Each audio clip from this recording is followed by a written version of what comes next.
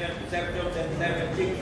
So yun nga, this time around, Borges ang panalo nyo sa San na sabi sa ginawa niyo ng effort against sa inyo. Kasi siyempre, kayo ang target na rin ng mga Siyempre po hindi po naging madali yung laban namin. Talagang nahirapan din kami against LaSalle kasi may sistema rin po sila. And at the same time, siyempre may sistema din kami.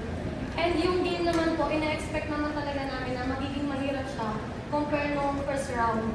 So kami naman, kailangan lang namin maipanalo yung games, kahit that's man or hindi. So basta yung goal namin, kailangan namin manalo. And kailangan lang namin i-apply yung mga napag-aralan namin sa training. And nakita ko naman kanina, kahit na talo kami ng second set, nakita ko kung paano bumawi yung team dun sa last sets. Take to dance, we have 21 excellent sets, 7 receptions, and 1 service. So you're kalmado kasi pati nga, kahit natalo kayo ng second set. So ano yung masasabi mo na sa yung ginawa niyo pagbawi sa next 2 sets para makuha niyo yung panalo?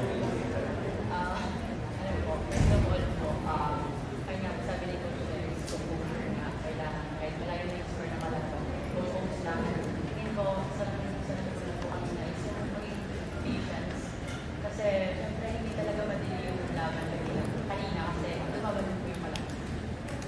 Thank you. No, Liza, 17 of 40 attacks, 1 block, 1 service, 8, and 5 bigs. So, ano masasabi mo na yun na? Do you think na ito na yung simula ng mahirap na party kasi syempre kayo na ang target nasa likod ninyo. Syempre sa part naman namin, hindi kami dapat magiging lalo na hinahabol kami na lahat.